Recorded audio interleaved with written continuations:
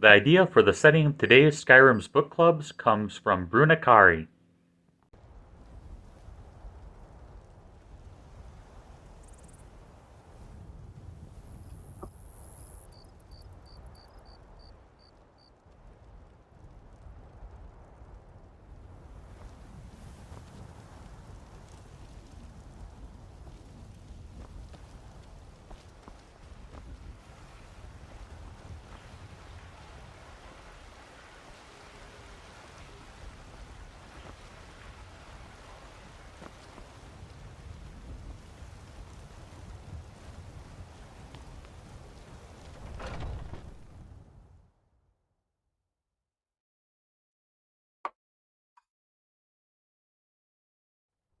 Come on in.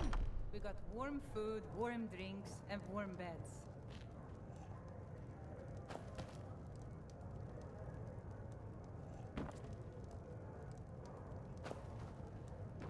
If it's a lady you're looking for, you best look else. Once Mikhail gets them, they're got.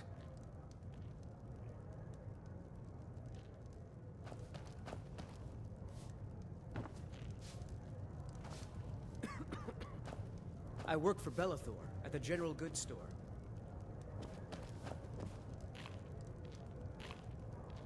I enjoy. What can I get you? Take a look.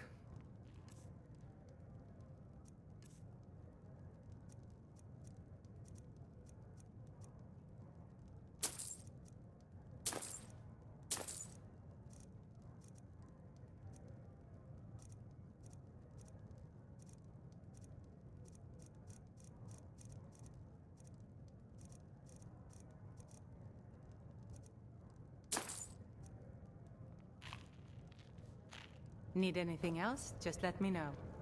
I'm a bard by trade. Perhaps you've heard of me. Praise Talos and all the divines. Whiterun has been liberated by the true sons of Skyrim.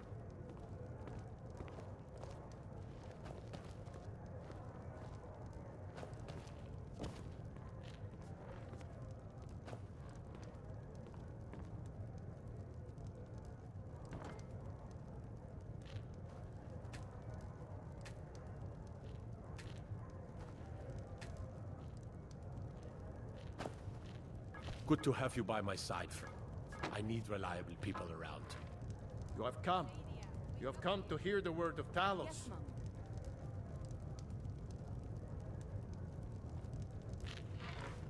That hot crazy. Him and his talk of Talos. You We want a should drink? Shut up. Depends. Are you thirsty? Hungry? Both.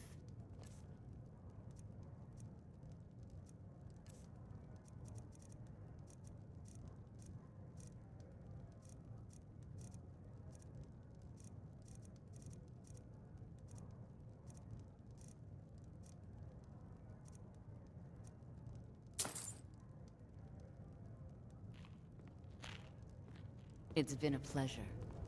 The Imperials silence us because they fear us. They...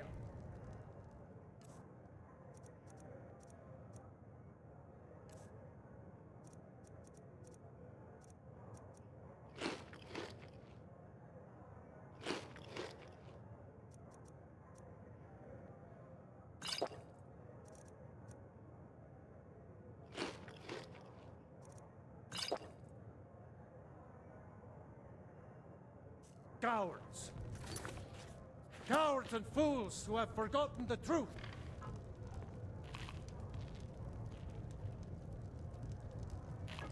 There are those who would silence the dragon's truth, but not I. Not...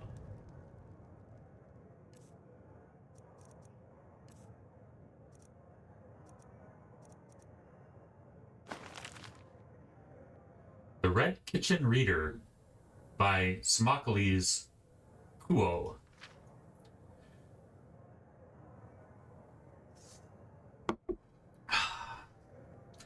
Though naturally modest, I must admit to some pleasure in being dubbed by our Emperor's father, the late Pelagius IV, as the finest connoisseur in Tamriel. He was also good enough to appoint me as the first, and to this day the only master of cuisine in the imperial court.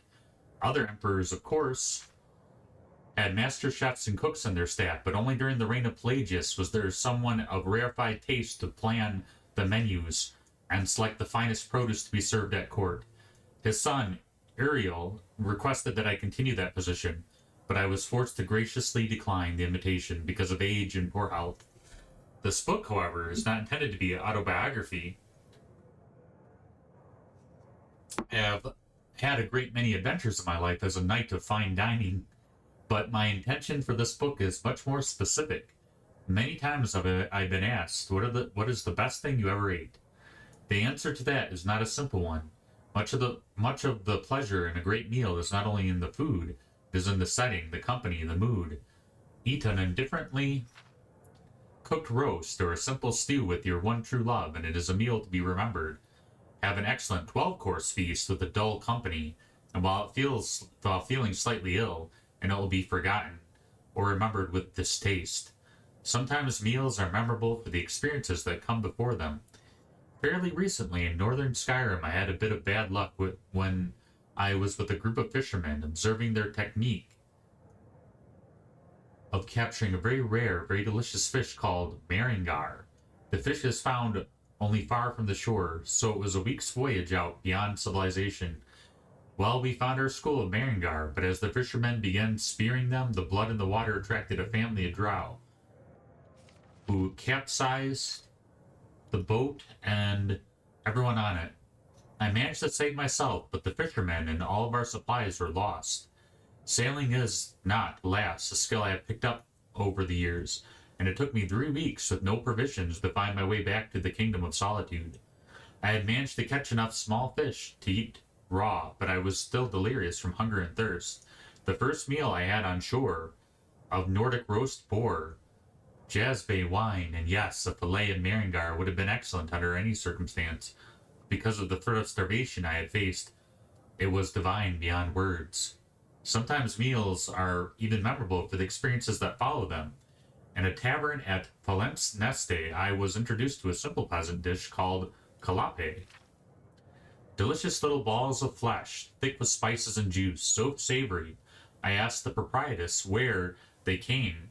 Mother Pascost explained that the calapi were an arboreal rodent that fed exclusively on the most tender branches of the garrote oak, and I was fortunate enough to be in Valenwood at the time of the annual harvest. I was invited to join with a small colony of Imiga monkeys, who alone could gather these succulent little mice, because they lived only in the slenderest branches of the trees, and only on the ends of the same branches the Amiga had to climb beneath them and jump up to pick their calapi from the perches. Amiga are, of course, naturally dexterous, but I was then relatively young and spry, and they let me help them. While I could never jump as high as they could, with practice I found that if I kept my head and upper body rigid and launched off the ground with scissors-like kick, I could reach the calapi on the lowest branches of the tree. I believe I gathered 3 calapi myself, though with considerable effort. To this day I salivate at the thought of calapi, but my mind is on the image of myself and several dozen amigas leaping around beneath the shade of garrote oaks. Then, of course, there are rare meals memorable for what came before, after, and during the meal, which brings me to the finest thing I ever ate, the meal that began my lifelong obsession with excellent cuisine. As a child growing up in Scheidnall, I did not care for food at all. I recognized the value of nutrition, for I was not a complete dullard, but I cannot say that mealtime brought me any pleasure at all. Partly, of course, this was the fault of my family's cook, who believed that spices were an invention of the Daedra, and that good Imperials should like their food boiled, textureless, and flavorless, though I think she was alone in assigning a religious significance to this. My sampling of a traditional Cyrodiilic cuisine suggests that the philosophy is regrettably common in my homeland. Though I did not enjoy food per se, I was not morose, an adventurous child in other respects.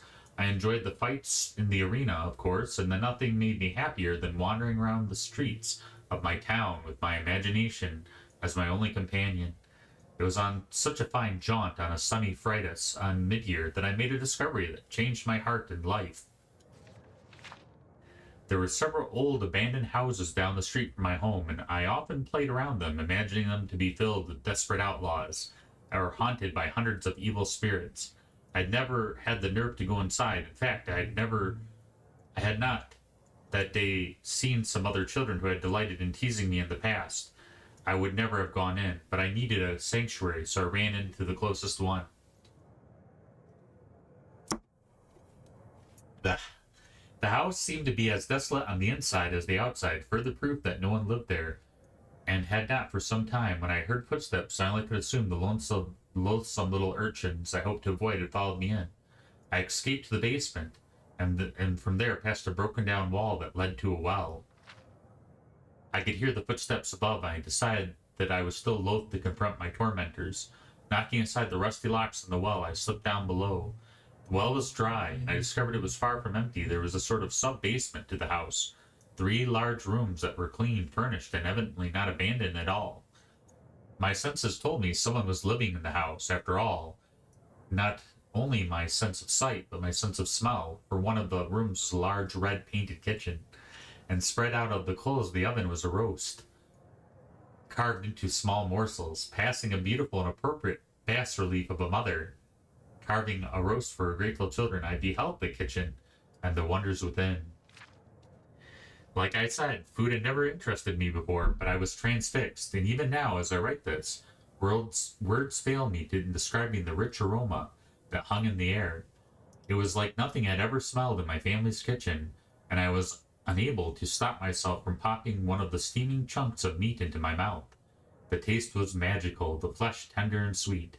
Before I knew it, I had eaten everything on the stove, and I learned at that very second the truth that food can and should be sublime. After gorging myself and having my culinary epiphany, I was conflicted on what to do. Part of me wanted to wait down in the red kitchen until the chef returned, so I could ask him what his secret recipe was for the delicious meat. Part of me recognized that I had stolen into someone's house and eaten their dinner, and it would be wise to leave while I could. That is what I did. Time and time again, I tried to return to that strange, wonderful place, but China has changed over time. Old houses have been reclaimed and new houses abandoned. I know what to look for on the inside of the house, the well, the beautiful etching of a woman preparing to carve out the roast for her children, the red kitchen itself. I have never been able to find the house again. After a while, as I grew older, I stopped trying. It is better as it remains in my memory, the most perfect meal I ever ate.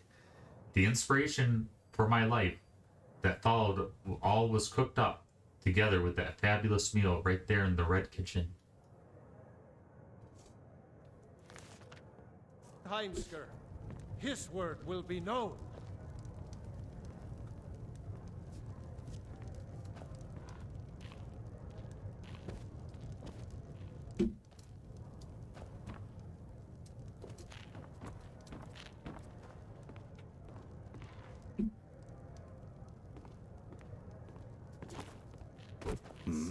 I don't have much of a reputation in Sky. Sure. What can I do for you?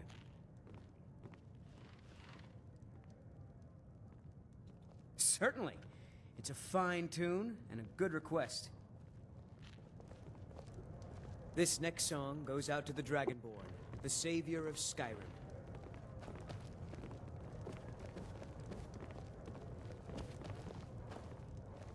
Hungry, tired, or just plain thirsty? I'm commander of the guard now. In the sky, his raw fury's fire, and his scales sharpen scythes. Men ran and they cowered, and they fought and they died. They burned and they bled as they issued their cries. We need saviors to free us from Alduin's rage.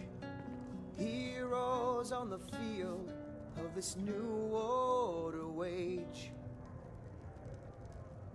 And if Alduin wins, man is gone from this world, lost in the shadow of the black wings unfurled. But then came the tongues on that terrible day.